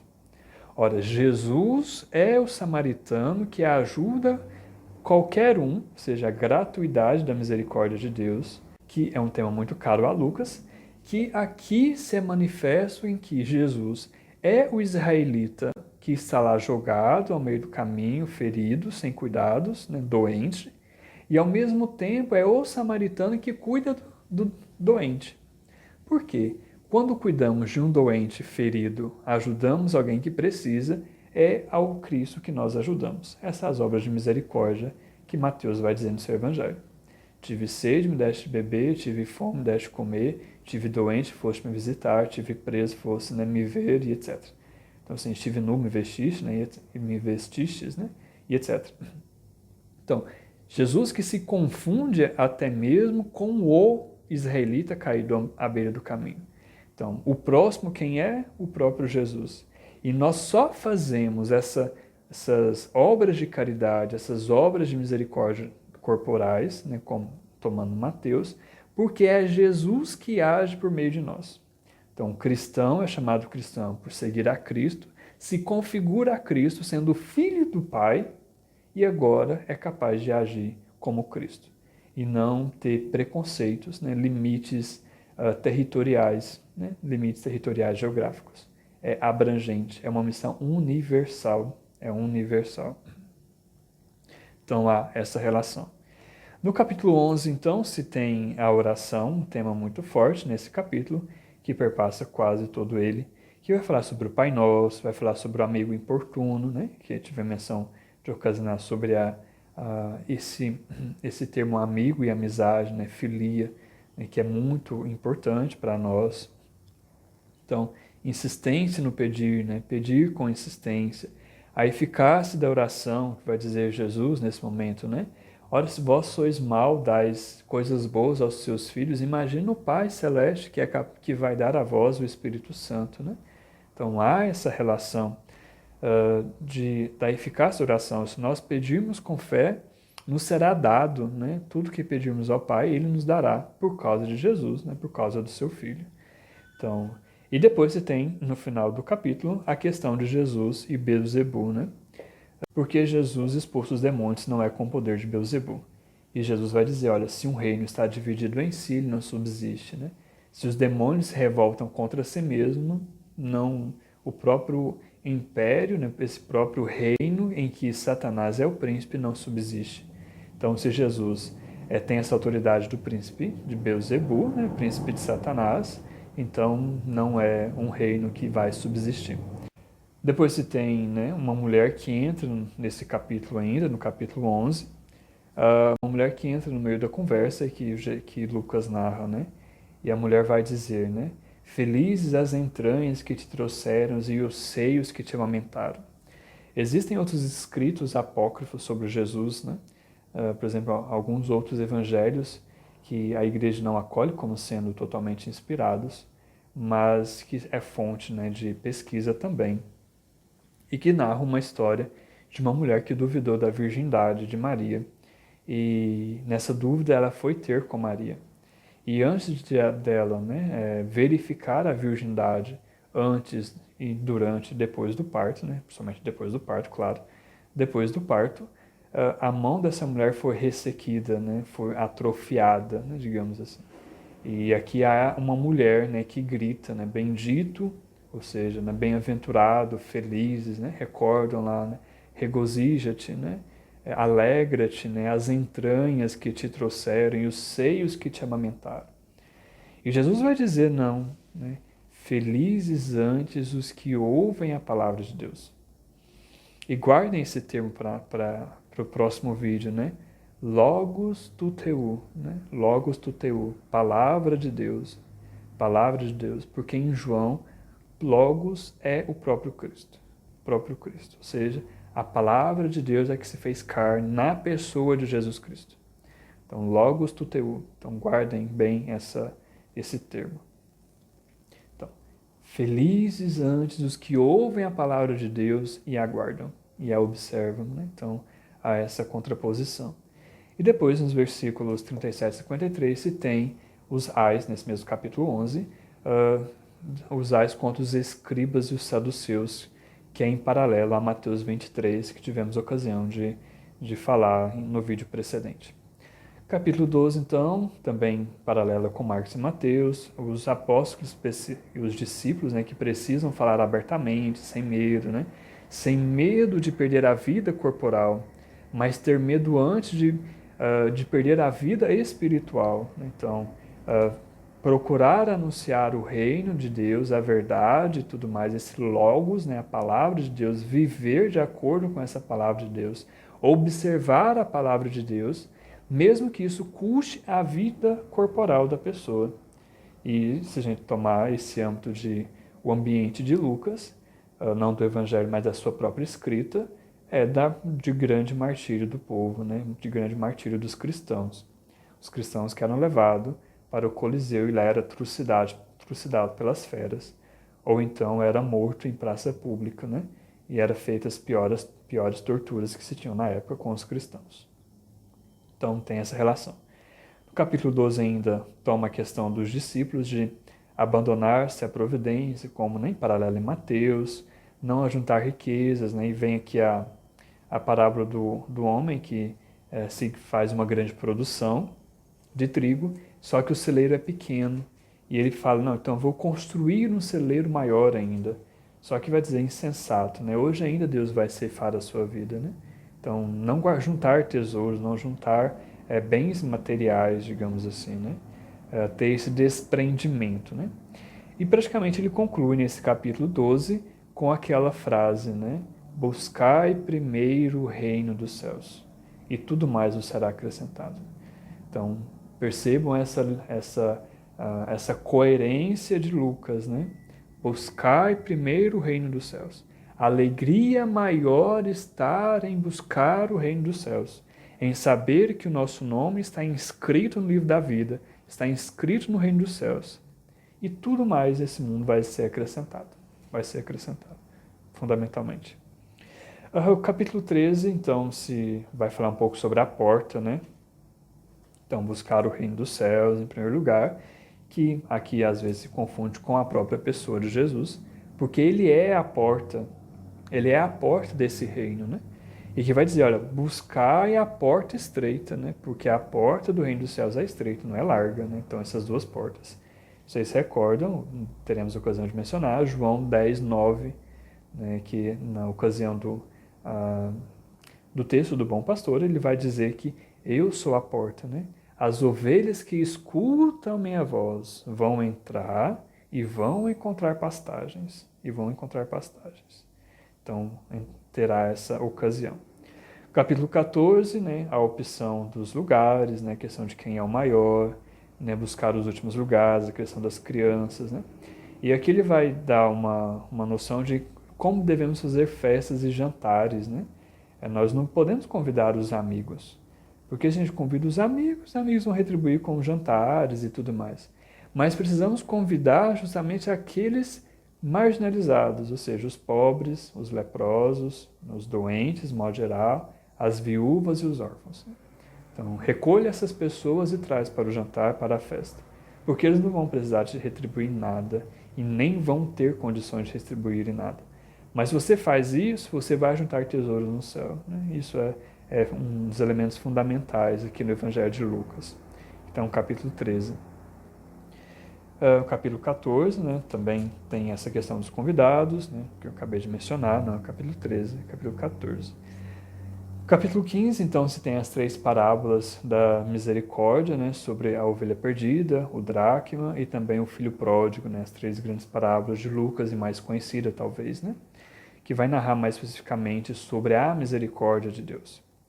A primeira, do versículo 4 a 7, do capítulo 15, que é a ovelha perdida, ou seja, o pastor que tem 100 ovelhas perde uma, deixa as outras 99 e vai em busca da que se perdeu. E cuida dessa perdida, cura as suas feridas e com alegria traz ao seu rebanho novamente e se festeja com essa ovelha, né? E nesse sentido também, nós podemos pegar no paralelo com João 10, né? Também o bom pastor, Jesus é o bom pastor, né? Que vai atrás dessa ovelha perdida, vai curar essa ovelha perdida, né? Então tem essa relação. E também Ezequiel, o profeta Ezequiel, capítulo 34, em que Deus vai ser o próprio pastor dessas ovelhas. Então Deus é que vai pastorear essas ovelhas, as suas ovelhas, né? Então ele mesmo vai vir em busca das suas ovelhas. Isso fica lá em Ezequiel 34, muito forte. Depois a segunda parábola da misericórdia se é a moeda perdida, né? Que a mulher tinha 10 dracmas, 10 moedas, perde uma, e faz um ritual, né, digamos assim, para achar essa moeda perdida, ou seja, acende a luz. Depois varre, né, entre aspas, arruma a casa, né, coloca tudo em ordem, procura cuidadosamente até encontrá-la, né, e convoca as amigas e vizinhas e faz festa, né, para festejar-se, né, para alegrar-se com ela, porque ela achou uma moeda, né, uma moeda. Então, aqui também podemos perceber até mesmo o sacramento da misericórdia que a igreja vai desenvolver posteriormente, mas que aqui já estava muito presente, né? Então, é preciso que eu encontre dentro dessa casa, né, do meu quarto, né, desse lugar, que é o meu próprio eu, né, a minha própria espiritualidade, o meu próprio espírito, essa moeda perdida, né? Então, eu acendo as luzes, né? Eu procuro acuradamente, eu limpo a casa, ou seja, eu faço um grande exame de consciência, limpo tudo, me confesso, Deus perdoa, né? E aqui eu faço alegria, né? Eu encontro esse tesouro perdido. Depois o terceiro, né, nos versículos 12 a 32, que é do filho pródigo, né? Que aqui se tem três personagens, né? O pai, o filho mais novo e o filho mais velho, né? O pai que respeita a liberdade e a decisão do filho mais novo de tomar a sua parte na herança e sair de casa. E ao mesmo tempo que depois que o filho, né, que faz mau uso da sua liberdade e dos seus bens, passa fome, né, come das bolotas dos porcos, e recordo do vídeo precedente que eu falei, né, que a carne de porco é uma carne impura para os judeus, e viver entre os porcos é pior ainda, né? Não é nem retira toda a dignidade da pessoa judaica, né, do judeu, toda a pessoa humana, né? Ainda mais comer com os porcos, né? Imagine só. E aqui não, o pai que está na varanda de sua casa, sempre, o tempo todo, à espera desse filho que volta para casa, né? Vai dizer um certo jargão, né, no popular, né? O bom filho a casa torna, né? Ou a casa retorna. Porque, apesar de termos gastado os bens tudo, retornamos sempre à casa do Pai, né? E isso é importante para nós e para Deus, né? Retornar a essa casa do Pai. E nessa casa do Pai, esse Pai que acolhe o filho que perdeu, que usou mal sua liberdade e outras coisas, e restitui a sua dignidade de filhos, sua dignidade de filho, né? Dando-lhe a túnica, dando-lhe o anel e dando-lhe as sandálias, né? Recordo a questão da sandália, do anel e também da túnica como essa dignidade da pessoa, da família, né? O anel que vinha com o selo, né, com o brasão da família, e que sempre que tinha uma carta se selava a carta com o anel, né? Então por isso que esse selo, essa dignidade de filho pertencente àquela linhagem, né? Aquela linhagem da casa. E as sandálias, que é o testemunho, né? A herança e tudo mais, né? E o filho mais velho que se enche de ciúme, né? Desse filho mais novo que gasta todos os seus bens e agora volta, né? E o pai acolhe e faz festa. E o filho que está lá nunca fez festa, né? E é um tema que perpassa nas três parábolas, né?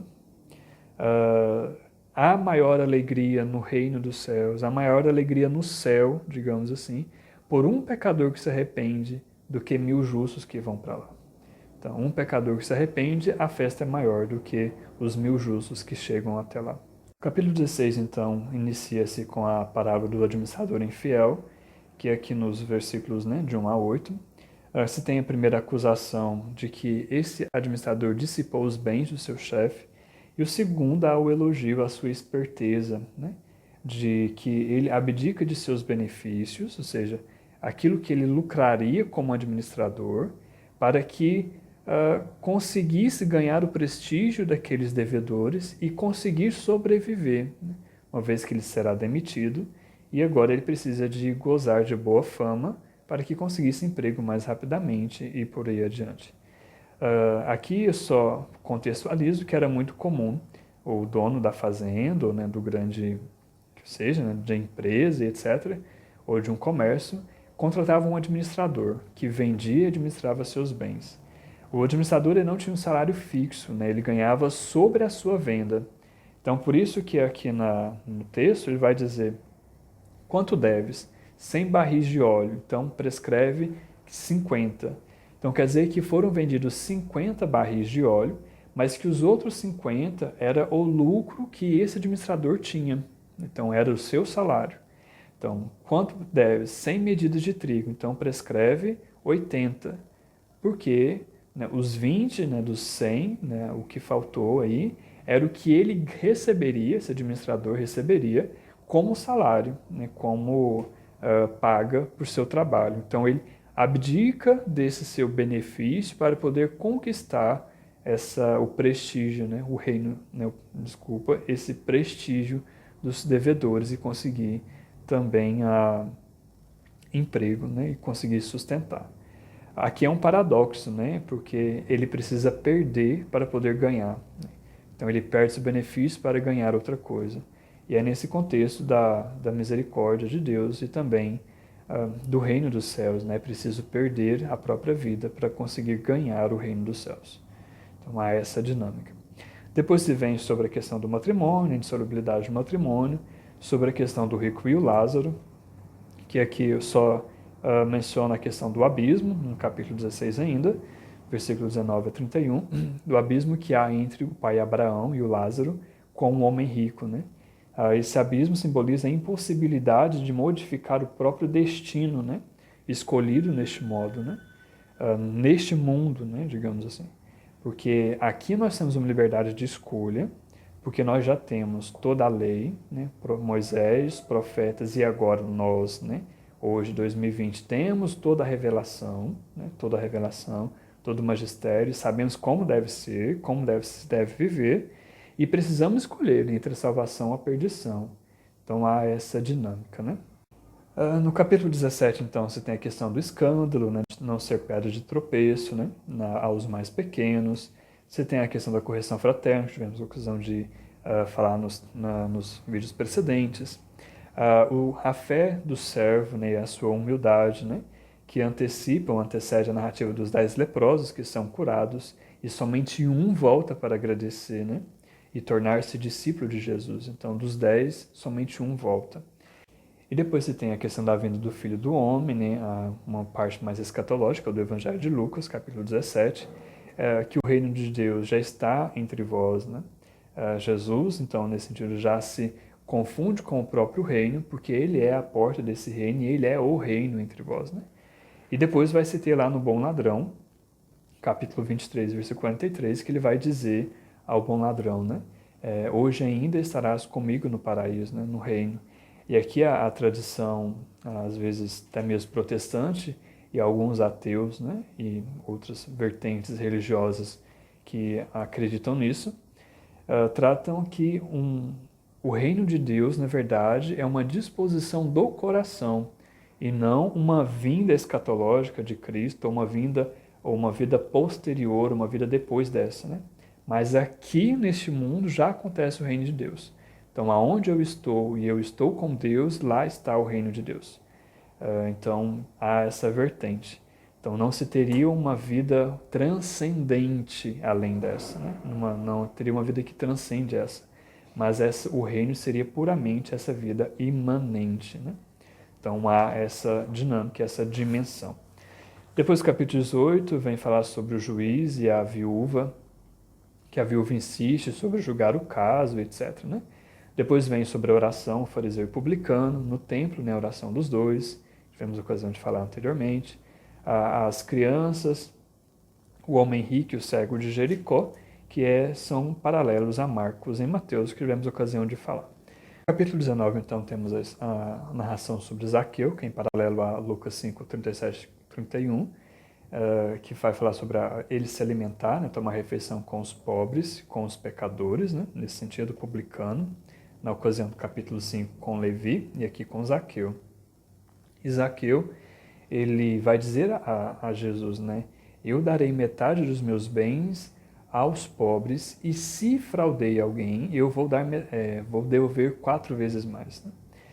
Aqui esse devolver 4 vezes mais se tem um paralelo a Êxodo da lei. Né? Êxodo capítulo 21, versículo 37, se dizia que quando se perderia ou, né, por uma fraude se mataria uma ovelha, se devolveria 4 vezes mais o valor da ovelha. Então, se defraudou alguém, devolve 4 vezes mais.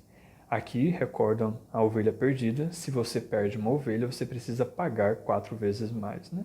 Então, aqui também já se tem uma certa cobrança do próprio discípulo, né? Que se há uma ovelha perdida, é preciso restituí-la, né? E prestaremos contas disso a Deus. Então, aqui se tem uma contraposição ao homem rico que não quer vender seus bens, né? E aqui Zaqueu não, já se coloca à disposição de sua venda, né?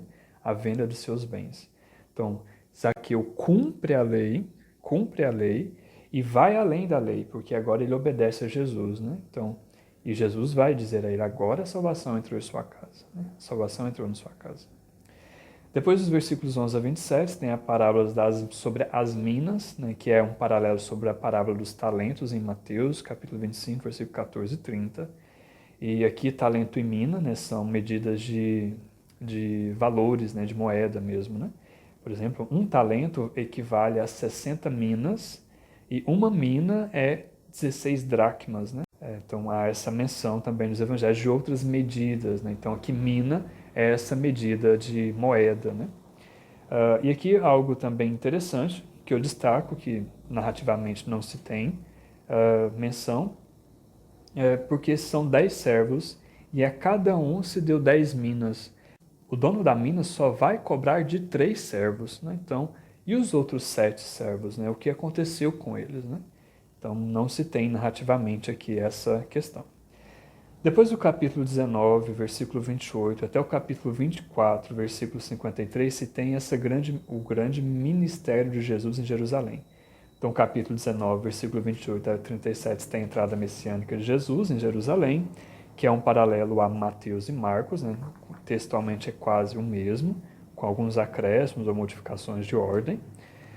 Nos versículos, destaco o versículo 39 a 40, que é posterior à entrada, que vai falar por que os discípulos não se calam, né?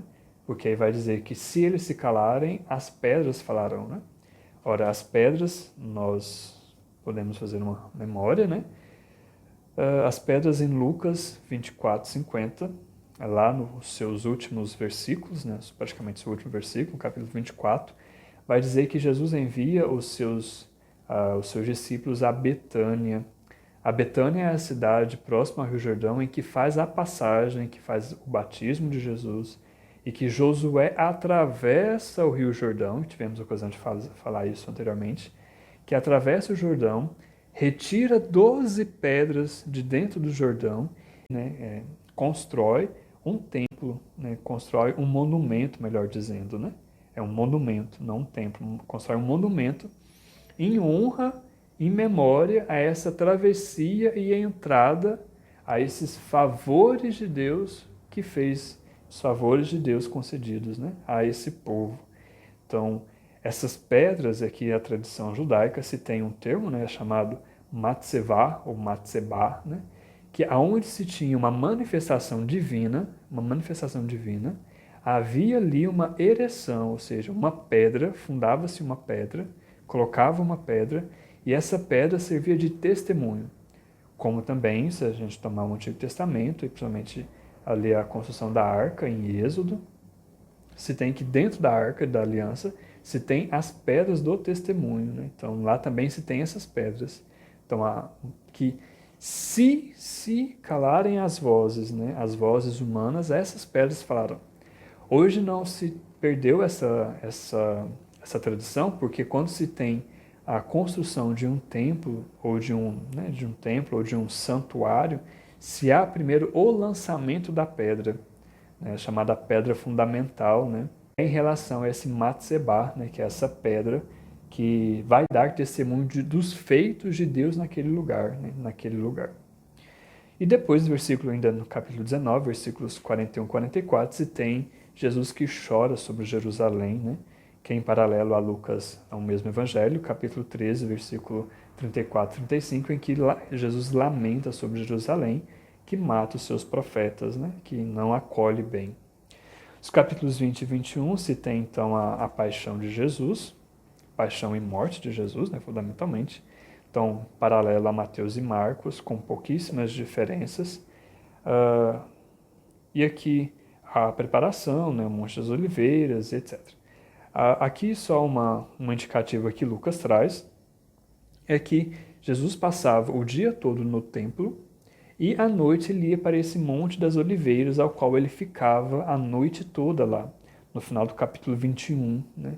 Então há essa referência no Monte das Oliveiras, que é onde vai ser preso, né? Jesus vai ser preso.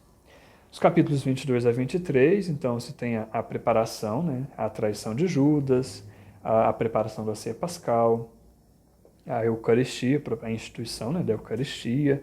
E aqui recordo, como disse na introdução, há duas tradições, né, uma de Jerusalém e outra de Antioquia. Então não vou me ater muito a elas, que é essas tradições, né? Depois se tem, Satanás queria peneirar Pedro, né? Então Pedro, Petros, Petra, né, que nós tivemos a ocasião de ver em Mateus, alguma relação a isso, que fé, né, pedra, né, a fé que não será peneirada, né, a fé de Pedro que não será peneirada, né? Então essa Petras, né, de Petros, né, então essa relação toda. E mesmo que se cale, por exemplo, esse Pedro, essa pedra, as pedras serão, né, testemunhas, né, não serão gritadas, né, gritarão. Depois tem as negações de Pedro e depois, no final das negações, Pedro chora amargamente, né? E aqui recordo, né, Lucas é médico, então descreve mais esse sentimento de Pedro em relação aos outros evangelistas, né? Amargamente, né, profundamente, né? Então tem essa relação. Depois, no capítulo 23, tem o julgamento de Pilatos, né? Desculpa, o julgamento de Jesus, que é em paralelo maior com João do que propriamente com os evangelistas Mateus e Marcos, que possivelmente, né, Lucas é aí por volta do ano 80, que é anterior ao evangelho de João. Então, possivelmente João tenha acesso a esse escrito ou à mesma tradição, mesmo, né, a mesma fonte. Então, primeira coisa leva a Pilatos, que era o governador da Judéia, administrador, né, da Judéia. Depois leva a Herodes, né, que era o tetrarca da Galileia, dessa região que comandava essas 4 regiões da Judéia, né, que era a Galileia, a Samaria, a Judéia e a Idumeia, né, então as 4 regiões ao lado ocidental do Rio Jordão. Ele era, digamos assim, o chefe e o representante do imperador ali. E em cada região se tinha o seu governador, o seu administrador, que faria seus julgamentos também. Mas se esses não competiam a eles, levava-se ao tetrarca, né? Que no caso, nesse tempo era Herodes. Herodes não encontra nenhum pecado, nenhum erro, né, digamos assim, para que fosse condenado Jesus. E do mesmo modo, Pilatos não encontra nada grave que pudesse condená-lo à morte, né? E então tem todo esse devolve a Pilatos e depois Pilatos faz ao povo, né? Dá ao povo essa autonomia, né? E Jesus na cruz ainda se tem essa manifestação do Satanás, né? Se és o Cristo, o eleito, né? Se és o rei dos judeus, etc., que tivemos a ocasião de mencionar anteriormente. Você tem os 2 malfeitores que são crucificados, um ao lado direito e ao lado esquerdo de Jesus, né? E tem o diálogo dele com o famoso bom ladrão, que a tradição nos deu o nome de São Dimas, né? Que encontrou salvação mesmo no seu último suspiro, né? No último instante de sua vida. E aqui, já praticamente indo para os seus finalmente, o grande Espírito de Jesus, né? Jesus que completa aqui a sua paixão com um salmo, né? O Salmo 31, versículo 5, 7, né? Pai, em tuas mãos eu entrego o meu espírito, né? Esse salmo, ele é um salmo de oração, de uma súplica na provação, em que o justo é provado por uma tentação qualquer e se entrega totalmente a Deus, né? E sabe que Deus vai vir em seu auxílio, em seu socorro, né? Então é uma entrega total a Yahvé. Então essa menção aqui ao Salmo 31, versículo 5, 7. Depois do capítulo 24, após a ressurreição, você tem as aparições, as mulheres, o túmulo vazio e etc. Aqui só tem um comentário que faço ao discípulo de Emaús, que parece que os discípulos já estavam sendo dispersos, né? Estavam se dispersando, porque não acreditaram no testemunho das mulheres, né? E só que eles reconhecem o Jesus justamente no partir do pão, né? No fracionar o pão. Então, justamente na Eucaristia devemos ver Jesus. Se a gente observa o relato, então, dos discípulos de Emaús, nos versículos, né, nos versículos 13 a 35, capítulo 24, se tem justamente uma estrutura eucarística, né, uma celebração eucarística. Nós que saímos de nossas casas, vamos para a igreja, né, para a Santa Missa, em preparação à Santa Missa. Há uma preparação anterior que a gente sai, às vezes cabisbaixo, às vezes, né, com muita coisa na cabeça, com muitas coisas no coração, com os pecados, etc. E que chegando à missa, né, chegando à igreja, se tem a leitura do Antigo e Novo Testamento, a gente escuta a palavra, o sacerdote explica a palavra, atualiza a palavra, ou seja, Jesus nos fala por meio do sacerdote, e depois se tem a Eucaristia, que é a fração do pão na mesa, né, na mesa. Então você tem duas palavras, tem duas mesas, a mesa da palavra e a mesa da Eucaristia.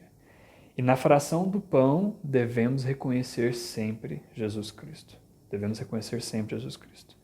Porque depois disso a gente tem que voltar apressadamente para ser anunciadores e testemunhas fiéis de Jesus Cristo, como esses discípulos fizeram e voltaram a Jerusalém correndo, né? Ou seja, caminharam 10 quilômetros e voltaram 10 quilômetros correndo, né? Então há essa relação.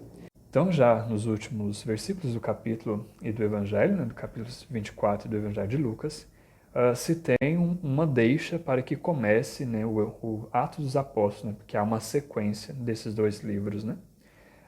Vai dizer o versículo 50, né, e depois levou-os até Betânia e, erguendo as mãos, abençoou-os. Enquanto os abençoava, distanciou-se deles e era elevado ao céu. Eles ficaram prostrados diante dele e depois voltaram a Jerusalém com grande alegria. E estavam continuamente no templo louvando a Deus. Então aqui, se a gente pega, né, os dois primeiros capítulos de Atos dos Apóstolos, se tem justamente essa ascensão de Jesus e a vinda do Espírito Santo e a manifestação pública da igreja, né, que tivemos a ocasião de celebrar liturgicamente recentemente. Então essa manifestação em Pentecostes, capítulos 2, né, capítulo 2 de Atos dos Apóstolos, justamente essa manifestação pública da igreja, que agora começa a sua missão. Então, uma vez Jesus que sobe aos céus, né, agora o Espírito Santo vem sobre os apóstolos, e os apóstolos e os discípulos agora manifestam publicamente tudo aquilo que escutou, aprendeu, vivenciou com o Mestre, né, com Jesus Cristo, que é a misericórdia em pessoa. Então é isso sobre o Evangelho de Lucas. Fiquem com Deus, até o próximo vídeo.